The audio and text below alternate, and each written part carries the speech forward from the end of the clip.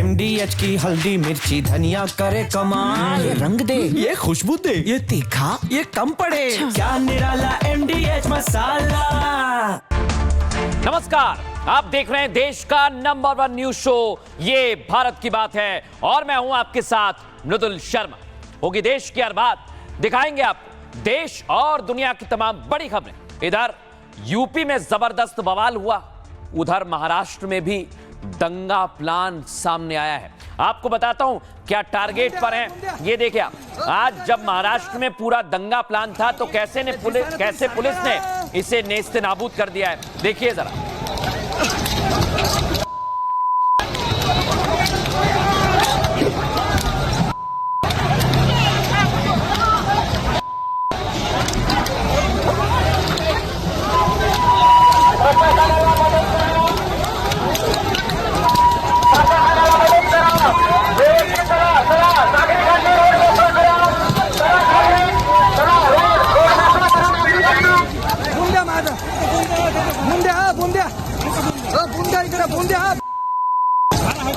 दिसाने तुम सरकार है।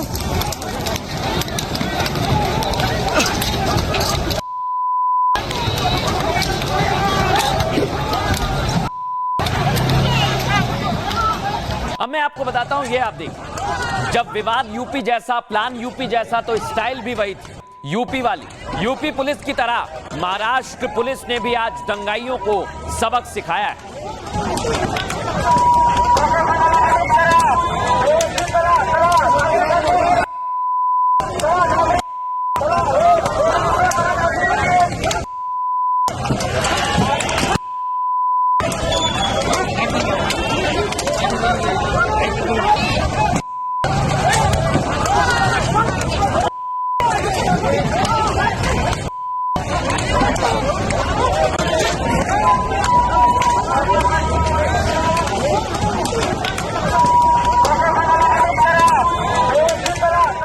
दिखाता हूं, ये दंगाई जब पुलिस ने लाठियां भांजी तो गाड़ियां छोड़कर भाग गए। देख रहे हैं आप, ये पूरी गाड़ियां और अलग अलग जगह से यहां पर पहुंचे हुए थे, लेकिन जब पुलिस ने एक्शन लिया तो सब कुछ तितर बितर हो गया। अब मैं आपको बताता हूं कि इसके पीछे कौन है।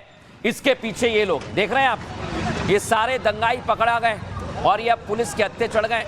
इनसे पूछताछ की जाएगी और पूछा जाएगा कि आखिर किसके कहने पर यहां आए थे और किसके कहने पर ये बवाल हुआ था।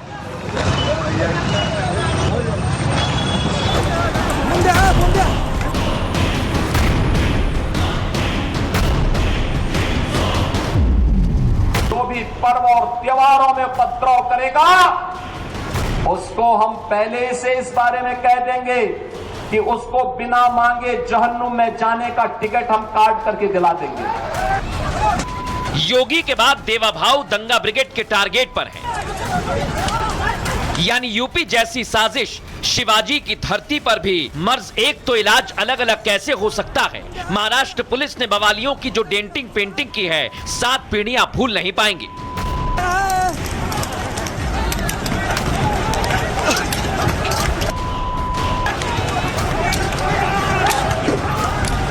इधर योगी ने दंगाई ब्रिगेड का टेंडर निकाला, तौकीर के अड्डों पर चलने के लिए बुलडोजर की पर्ची कटने लगी। उधर दंगाइयों ने साजिश की धरा ही बदल दी। हमारा सामाजिक ताना बाना है, उसको एक प्रकार से उधेड़ने का प्रयास कोई कर रहा है क्या, इसको भी ध्यान में लेना पड़ेगा। इतना तो देवा भाव भी मानते हैं कि कट्टरपंथी गैंग साजिश रच रहे हैं, लेकिन योगी ने जो ट्रीटमेंट यूपी में किया उसी ने फडणवीस को धर्म संकट से बचा लिया। लेकिन सवाल फिर वही, साजिश के पीछे कौन है। यूपी से महाराष्ट्र तक इतना बड़ा नेक्सस कौन ऑपरेट कर रहा है और इनकी असली मंशा क्या है।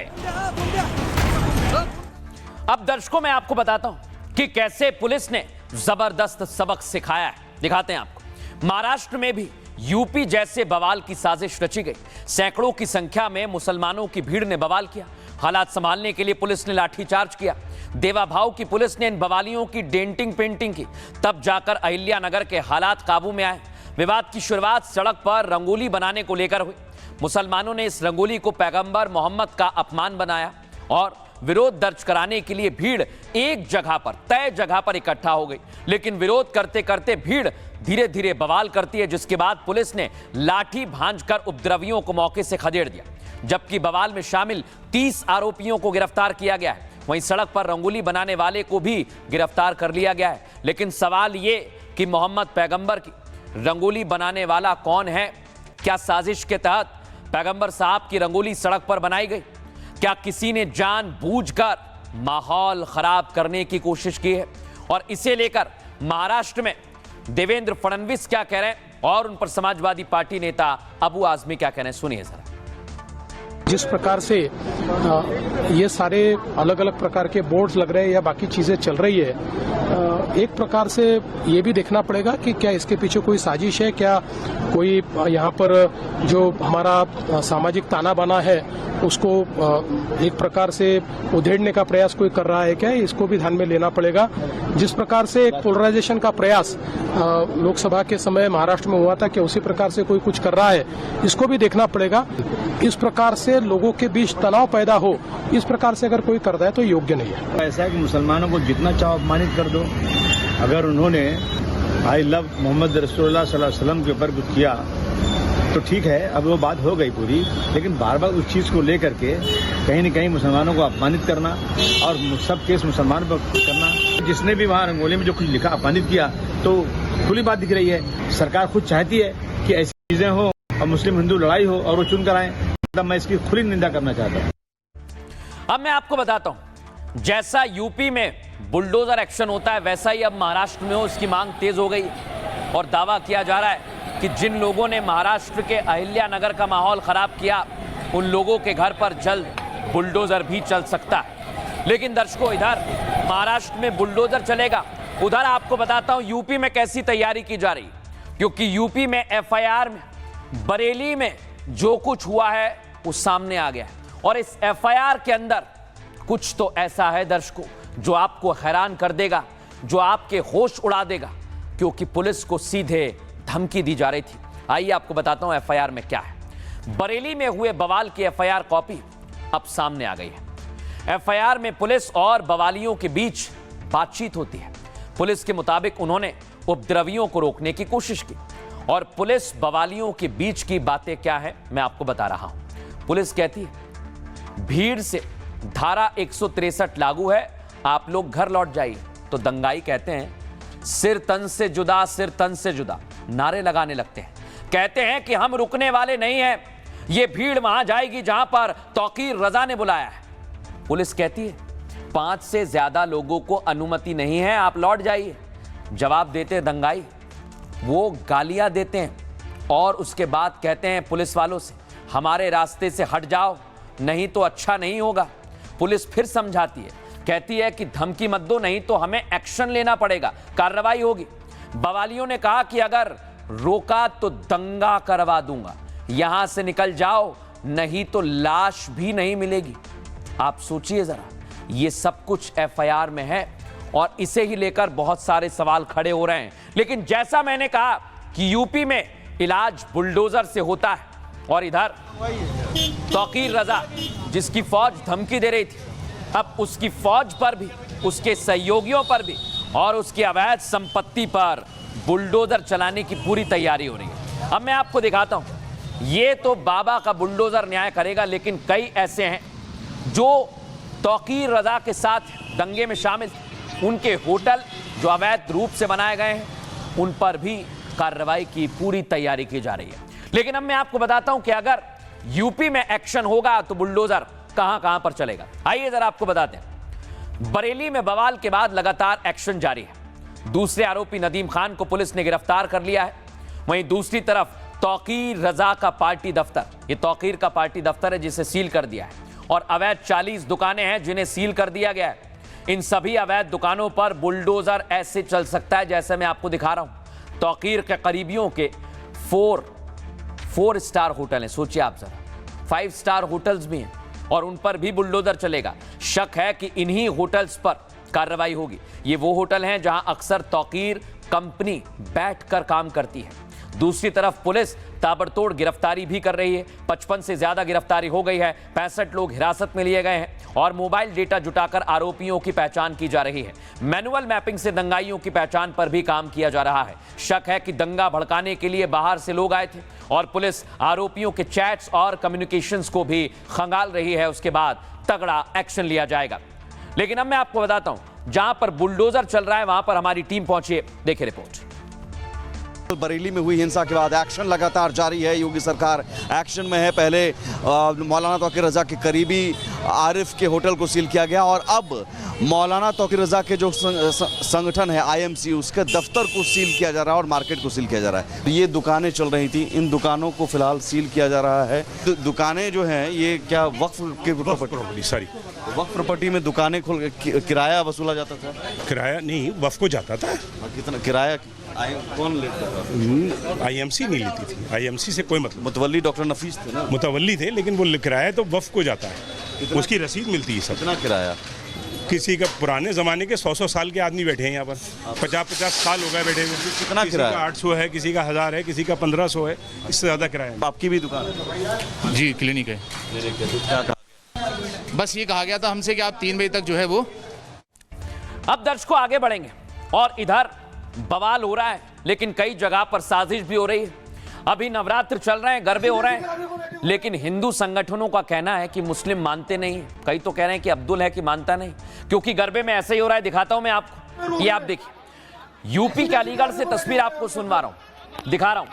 यहां पर मुस्लिम युवक घुस गया और उसके बाद क्या हुआ सुनिए जरा।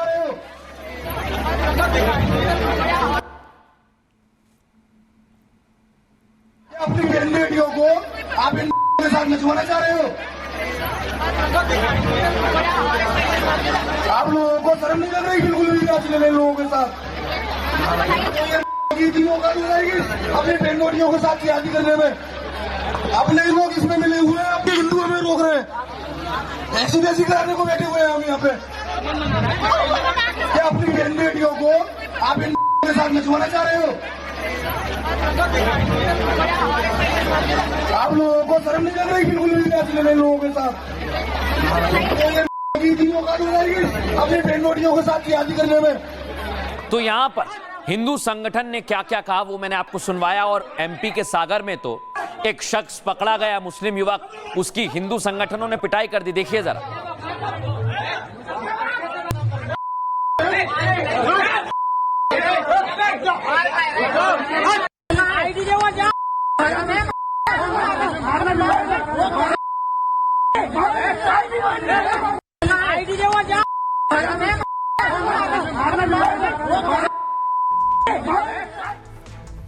देखा आप, यानी यहां पर भी साजिश की जा रही है और शहर शहर गरबे में आखिर हो क्या रहा है, आइए जरा आपको बताता हूं। गरबे में मुसलमानों की घुसपैठ पर शहर शहर में बवाल हो रहा है। गुजरात के बाद अब मध्य प्रदेश में घुसपैठ का मामला सामने आया। सागर और इंदौर में गरबे में एंट्री करते मुस्लिम युवक को पकड़ा गया। हिंदू संगठनों ने इन युवकों की पिटाई करते हुए पंडाल से बाहर निकाल दिया। जबकि यूपी के अलीगढ़ में भी गरबे में घुसपैठ पर जमकर बवाल हुआ। हिंदू संगठनों ने गरबा पंडाल में मुस्लिमों के घुसने पर विरोध किया। यह पहली बार नहीं है जब गरबे में मुसलमान घुसे हैं। गुजरात, मध्य प्रदेश, महाराष्ट्र में दर्जनों ऐसे मामले अब तक सामने आ गए हैं और इसे लेकर अलग अलग तस्वीर भी सामने आ रही है। लेकिन आज उत्तर प्रदेश में जबरदस्त बवाल हो रहा है। कुछ जगह साजिश की जा रही है। देखिए आप, हापुड़ में तो पुलिस की वर्दी फाड़ दी गई। सुनवाइए जरा वहां कैसे हंगामा हो रहा है। सर आपकी नेम प्लेट तो है नहीं। अभी मैं आप भी निकल के आए हो, अभी आपने नेम प्लेट दोबारा अभी हमारे सामने गए हो, वीडियो लगातार चल रही है जब से ही आप नेम प्लेट लगा के आ गए बाहर। सर देखो देखो देखो देखो सर, ये घर में बढ़ रहे हैं, घर में बढ़ रहे हैं सर।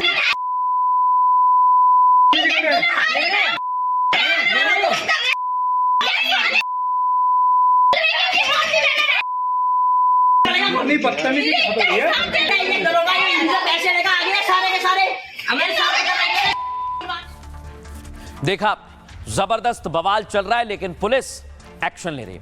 अब खबरों में आगे बढ़ेंगे और एक और अहम और बड़ी खबर आपको दिखाते हैं।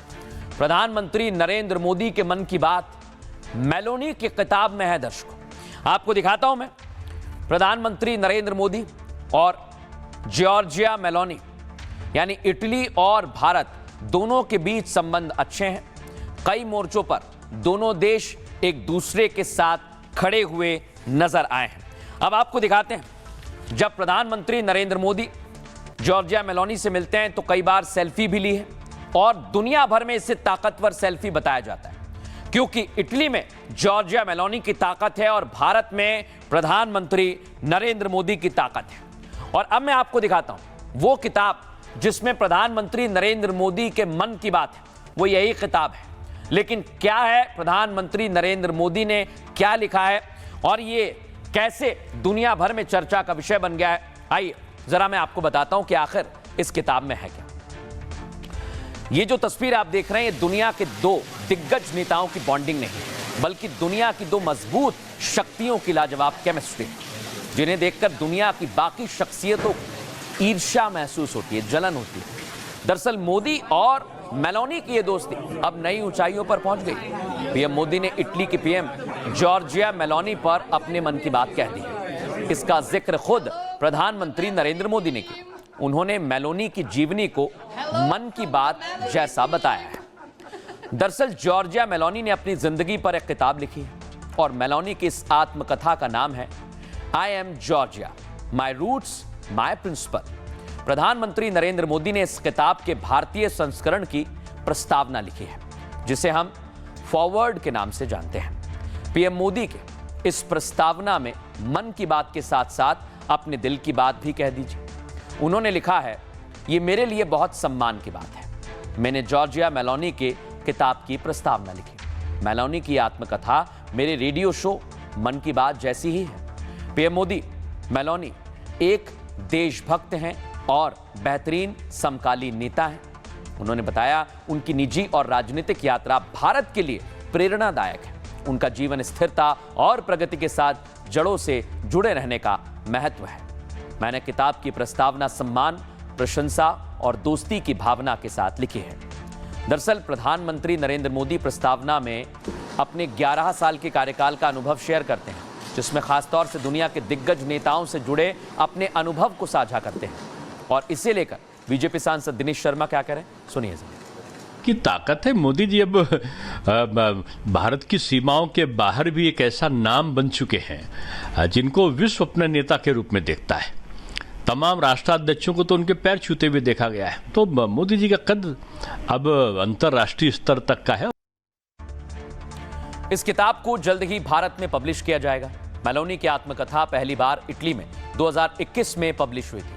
2021 में इटालियन संस्करण लो सोनो जॉर्जिया के नाम से प्रकाशित हुई थी। उनकी इस किताब के पहले संस्करण की 1.5 लाख कॉपी पहले साल में ही बिक गई। यह किताब इटली की टॉप सेलर किताब रही, जिसका अंग्रेजी संस्करण 2025 में लॉन्च हुआ था। मेलोनी की आत्मकथा I am Giorgia, my roots my principle दुनिया भर में बेस्ट सेलर बुक बन गई। दरअसल मोदी और मेलोनी एक दूसरे के बड़े प्रशंसक हैं। दोनों के बीच जबरदस्त सियासी केमिस्ट्री दिखाई देती है और दोनों की मुलाकात, बातचीत और एक दूसरे के प्रति सम्मान उनके रिश्तों को बुलंदी पर पहुंचाते हैं। इसी का नतीजा है कि मेलोनी ने उनकी प्रस्तावना लिखने की गुहार लगाई और मोदी ने उसे टाला नहीं और उनकी प्रस्तावना लिखी। जॉर्जिया मेलोनी 48 साल के हैं दर्शकों। 15 साल की उम्र में ही वो राजनीति में आ गई थी और 31 साल की उम्र में सरकार में मंत्री बनी। उन्होंने 35 साल की उम्र में अपनी नई पार्टी बनाई। मेलोनी ने अपनी पार्टी का नाम ब्रदर्स ऑफ इटली रखा और मेलोनी 37 साल की उम्र में अपनी पार्टी के अध्यक्ष बनी। 2014 में वो पार्टी के अध्यक्ष बनी और इधर प्रधानमंत्री नरेंद्र मोदी प्रधानमंत्री बने। 2022 में 45 साल की उम्र में इटली की प्रधानमंत्री बनी और इटली की पहली महिला पीएम होने का गर्व प्राप्त किया। अब खबरों में आगे बढ़ेंगे दर्शकों और आपको लेकर चलते हैं बिहार, क्योंकि बिहार में इस समय सियासी पारा गर्म है।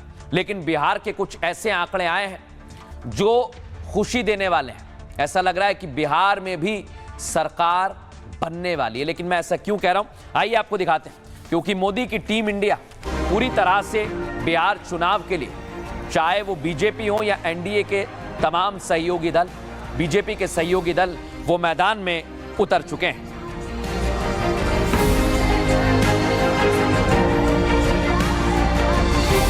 अब मैं आपको बताता हूं कि लगातार सौगात दी जा रही है और अमृत भारत का तोहफा भी आज बिहार की जनता को मिला है। इसकी पूरी तैयारी की जा रही थी। अगली तस्वीर में आपको दिखाता हूं, लोकल ट्रेन्स को भी हरी झंडी दिखाई है। ये आप देख रहे हैं, डिप्टी सीएम भी वहां पर मौजूद रहे और सम्राट चौधरी ने हरी झंडी दिखाकर इसे रवाना किया। लेकिन इधर आरजेडी ने पूरी मैदान में उतरकर अपनी ताकत झोंक दी और कैंपेन सॉन्ग भी लॉन्च कर दिया। सुनिए जरा आरजेडी ने कैसे गाना लॉन्च किया है।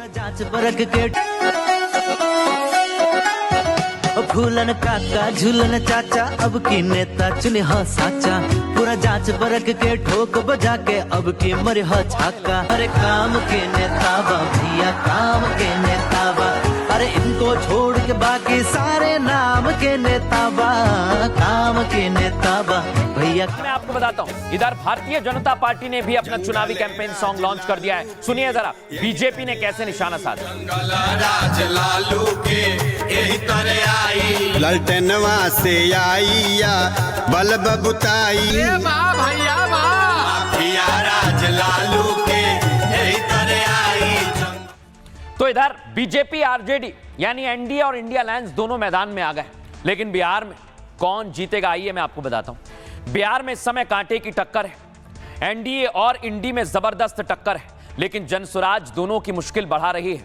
इसलिए एक ओपिनियन पोल एनडीए को जिता रहा है तो दूसरा ओपिनियन पोल इंडी को सत्ता तक पहुंचाता है। ताजा ओपिनियन पोल में जनसुराज को 4 से 6 सीटें मिल रही हैं। एआईएमआईएम और बीएसपी जैसी अन्य पार्टियां 5 से 6 सीटों पर लुढ़क जाएंगी। और आज एक और ओपिनियन पोल आया जिसमें एनडीए की सरकार बनाई गई है। यह ओपिनियन पोल में आपको दिखा रहा हूं। बीजेपी को यानी एनडीए को 130 से 150 सीट मिलेंगी, जिसमें बीजेपी के पास 66 से 77 रहेंगी, जेडीयू के पास 52 से 58 और अन्य के खातों में 13 से 15। लेकिन इधर इंडी को 81 से 103 मिलेंगी, जिसमें आरजेडी सबसे बड़ी पार्टी 57 से 71 सीट पा सकती है, कांग्रेस को 11 से 14 और अन्य के खाते में 13 से 18 सीट जाएंगी। और ये ओपिनियन पोल बताने के लिए काफी है कि इस समय बिहार में टक्कर कांटे की है। लेकिन इसे लेकर क्या कुछ कहा जा रहा है, सुनवाते हैं आपको। बिहार का मूड है, वहाँ बदलाव लोग चाहते हैं, लोग परिवर्तन चाहते हैं, तो उस मूड का हमको फ़ायदा उठाना चाहिए। जिनकी कांग्रेस की पृष्ठभूमि है, ऐसे लोगों को हमको मौका देना चाहिए ताकि किसी तरह का रिस्क नहीं हो और हम आने वाले समय में इंडिया गठबंधन की सरकार बिहार में बना सकें। विपक्षी पार्टियां जितनी भी हैं वो इसलिए घबरा रही हैं क्योंकि उनको ये साफ दिखाई दे रहा है कि बिहार के विधानसभा चुनावों में उन्हें हार का सामना करना पड़ेगा। आप देख रहे हैं बिहार का सरकार अस्थिर है, बिना पेनी का लोटा जो बोलते हैं सो है। तो मैं समझता हूं जो और स्थिरता से सभी चीज अस्थिर होता है। अब दर्शकों, जैसा मैंने कहा कि जनसुराज पार्टी लगातार निशाना साध रही है, लेकिन आज बीजेपी पर कैसे निशाना साधा जवाब दिया, सुनिए जरा। बिहार के उप मुख्यमंत्री सम्राट चौधरी, इन पर मेरा सीधा आपके माध्यम से सरकार को, बिहार के गवर्नर से, बिहार सरकार से, केंद्र सरकार से मेरा अनुरोध है कि इनको हत्या के आरोप में, ये हत्या के अभियुक्त हैं, इनको तुरंत पद से बर्खास्त करके गिरफ्तार किया जाए। क्यों किया जाए ये समझिए। तारापुर में 1995 में 7 लोगों की जो हत्या हुई और 7 मारे जाने वाले लोग कुशवाहा समाज के लोग थे। ये बिहार में जाति की राजनीति करने वालों के लिए सबक होना चाहिए। अब देखिए, वो आइसक्रीम बेचने वाले का नाम था राकेश। दर्शकों, अब आगे बढ़ेंगे और बात करेंगे आज के सूत्र की। आज मां काली की पूजा की जा रही है। मां काली हमें क्या सिखाती है? कभी कभी शांति बनाए रखने के लिए युद्ध जरूरी होता है। धैर्य और उग्रता का संतुलन ही सच्ची शक्ति है। जब अन्याय बढ़े तब मौन नहीं, प्रतिकार धर्म होता है। मां काली हमें यही शिक्षा देती है। क्रोध तब सही है जब वो अधर्म के खिलाफ हो और नियंत्रण में हो। यही हमें मां काली सिखाती हैं। फिलहाल ये भारत की बात है में इतना ही। आप अपना बहुत ख्याल रखिए। जय हिंद, जय भारत।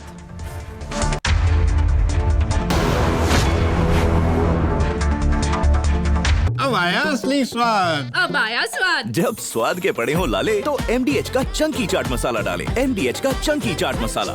MDH